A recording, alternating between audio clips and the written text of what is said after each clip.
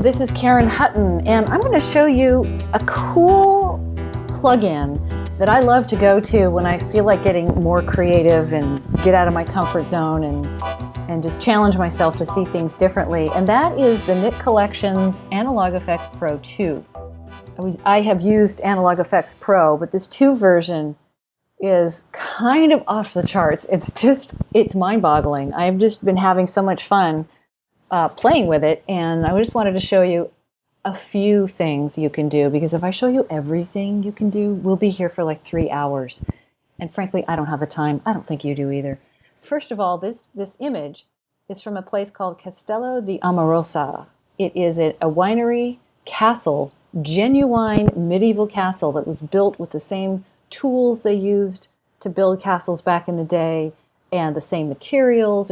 There's a whole history to this place. It's just phenomenal, and I love photographing there. But I thought this would be kind of a fun photo to just simply to show you some of the effects and how they work. So I'm going to jump right in here because I know what I'm going to show you, and I don't want you to have to be here all day. So you have your combinations. You can create a black and white image. I'll show you some of the selections there, just plain black and white.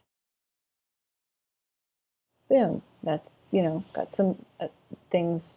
I'll talk to you about the stuff over there on the right, but just to sort of show you, these are some of the presets that it comes with.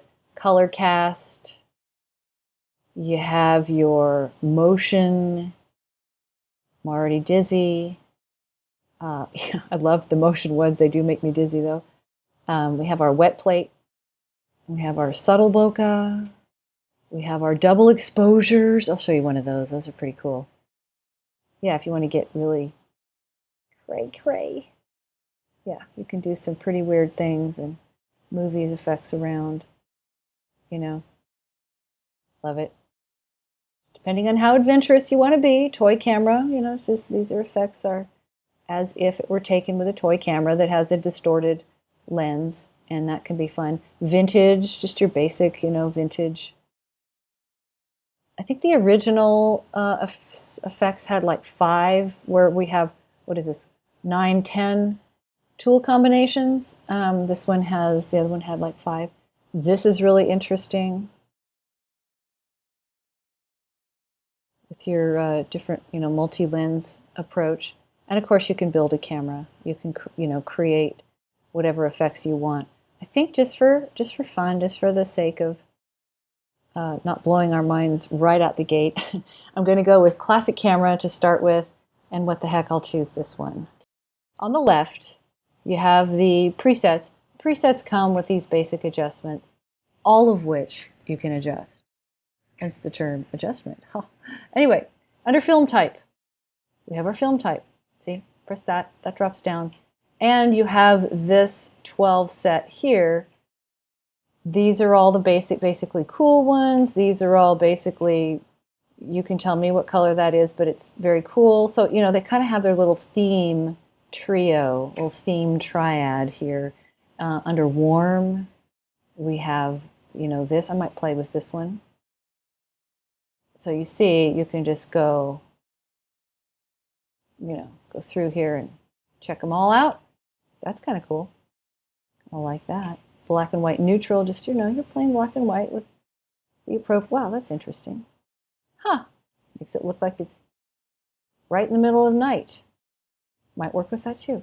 Neutral, and then you can do the black and white toned, where they have been pre-toned for you. So let's say, for giggles, grins, and giggles, we want to choose this one. I haven't seen this one, so I want to play with it, see what it does.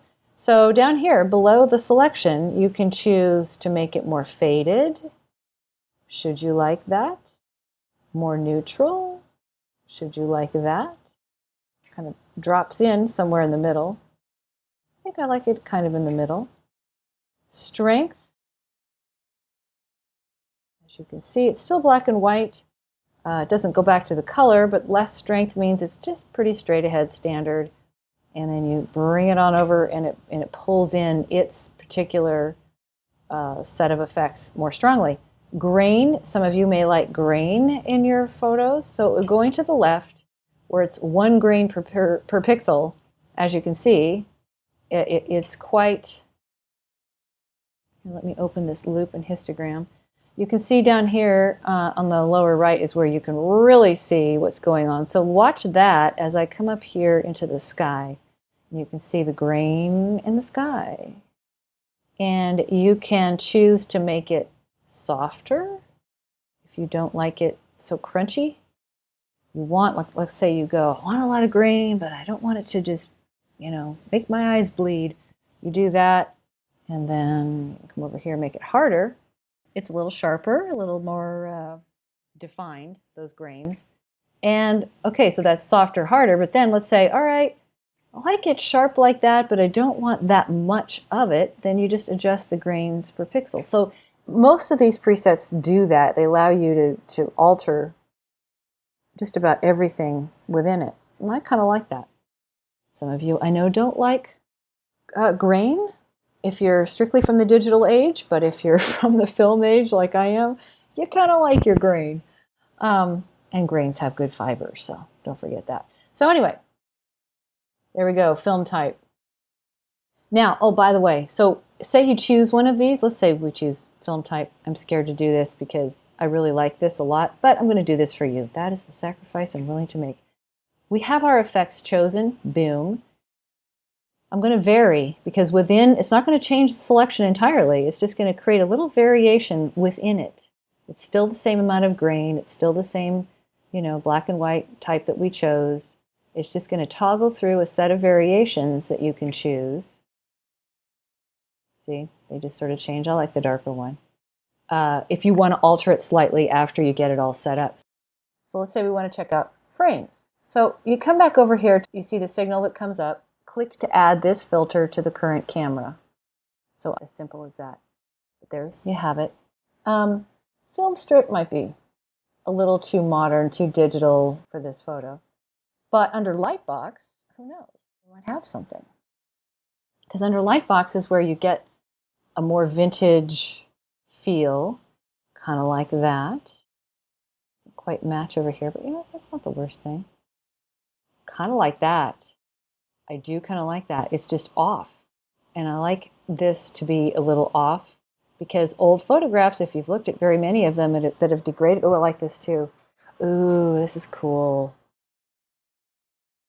So part of why I use Analog Efex Pro is to let myself see things differently and make choices I wouldn't necessarily normally make. And I think I know which one I'm choosing. Do you know which one I'm choosing? Just kind of going through them all. And, oh, crud, which one was it? I think it was this. Oh, not that one. That, I think, is the one. I think I'm going to choose that. I'm going to click OK. And boom, we have our first selection. There's our original. There's our new one. Voila. I know it's voila. I'm just playing with you. So let's go dive back in there again because I want to show you another couple things. Let's play with toy camera. Let's choose toy camera 7. And here you see we have some distortion, some, you know, wonderful, it's messed up. I like that. So let's play with adjustments a little bit. Maybe we want it just a teeny bit brighter.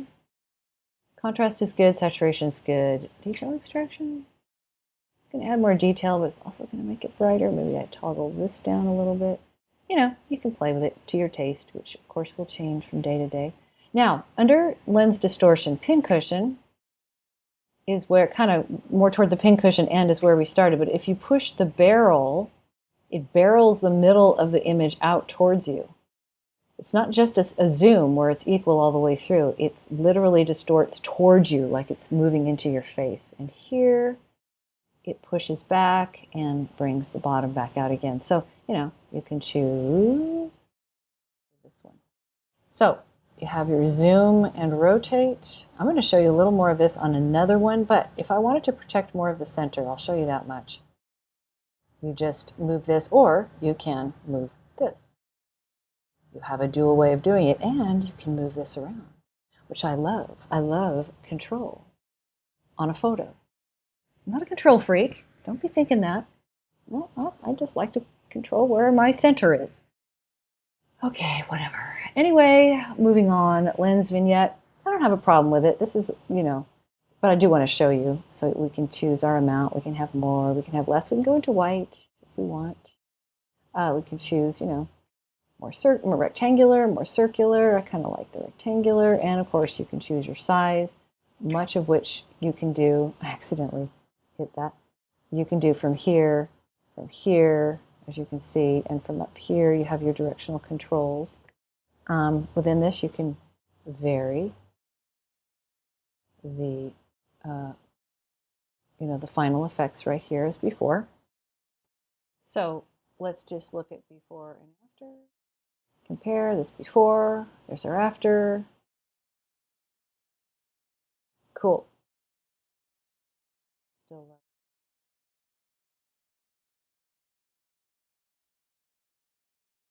Let's say I'm going to start with photo plate because I actually want to give this in color a little bit of a photo plate. And I actually like this one because in my little imagination, this is like a ghost. We caught a ghost running from one place to the other and disappearing down that hallway.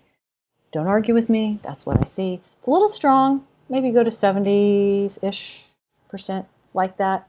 Let's say I want to add, because right now I just started with the camera kit and I just started with options. I wanted to build it from the ground up my way. So let's go with film type, and I'm going to hit the plus to add that to the effect on the right. Otherwise, I'm going to lose what I chose before. So I kind of want this not to be warm, although I actually like that. But for what I'm going for, which is going to be, I might do that one. Might come back for that. Just to give you some idea. These are the more subtle film types. They're themed. They're kind of in, mighty triads here. This is the Fundy selection. This is the Sable collection, as you see. And you have your basic black and white neutral, which we've been through. So I'm going to choose that one. That's kind of different for me. Again, some in the middle. Strength. Kind of like it with a little more strength because, again, I'm just trying to do something a little different. I don't really want a lot of grain. Don't have to worry too much about the grain. I'm trying some variations, but none of them are. I think I like that one. That one's fine. Film type. Let's say we've done photo plate. We want to do, we did the light leak. We've got our nice light leak down here. I think what we'll do, I think I'm going to actually choose a frame. And I know just the frame. I'm going to jump right to it. It's in the light box, and it's this one. I like it. And what's more, I'm going to bring basic adjustments in, and I'm going to go for a little more contrast, not too much. A little bit of saturation, not too much. More detail extraction. And a little bit of brightness. Yeah, it's too much. Maybe like that. Now I'm curious. I don't know that I'm going to like this, but I'm going to give it a try because that's what you do with these things. You try. I want to bring in the lens vignette, the mighty lens vignette. Let's see. I think I do. I think I do want, do I want rectangular? See how it's offset? I want it to be a little offset because I'm kind of looking at what's happening up here. Size, do I want it down there? I think, and you do this on a certain day, and then you come back and you go, oh, that's all wrong. Or, oh, I want more of this. So you do that. You just play, and on any given day, you might decide to come back and make it different. So I might move this somewhat. I want our ghostly ghost to have its kind of dark and spooky hallway. I think I like that. I think we're going to go with that. There's our original, and voila, there is our new one. So now we have that one. Oops, let's start down here. We have our original. We have our black and white. We have our crazy distorted one. And we have that one. So there's two more things I want to show you on a different photo. I'm going to show you on this. some new things they put in Analog Efex that I could imagine doing something pretty artistic and out there with certain photos, and this is one of those certain photos with this spiral. So it defaults to this setting. I'm going to choose this one just because for what I want to show you, I think it's a little lighter. It's going to show up a little bit better. So what we're going to do, people shouldn't know how much fun this is. Yes, they should. All right, so here we have the crazy motion blur. So I'm just sitting here playing with it, moving the arrow, because it changes the direction of the motion blur, which is super cool. And now I question, because then if you move it out here, it makes it stronger. If you move it in here, it makes it less. Change the direction by swinging the arrow around. And then, of course, you can move this. You can change the shape of it. Protect the center more, you know, by moving the center out and only making the effect happen out there, which is what I think I'll do because I want to leave room for the other thing I'm going to show you. Plus, you can go back and toggle your effects again. Now, I'm going to add, and remember, don't hit this part, hit the plus, click to add this filter to the current selection. That's what we want. Now, protect the center. I'm going to protect the center because on the outside, I'm going to do it here. Okay, first of all, you can adjust the strength this way. Note that the circle moves, and you can literally come in here and grab the circle if you like the hands-on approach. Now, what's fun is rotating. I like doing this. Rotating the direction of your zoom and rotate. So you can play around until it just feels the way you want it to. There was one up here on the motion blur I wanted to do to move it so that it moves with the motion of the natural spiral, and then ditto on the rotate, except for we want to go that way. And then that much center,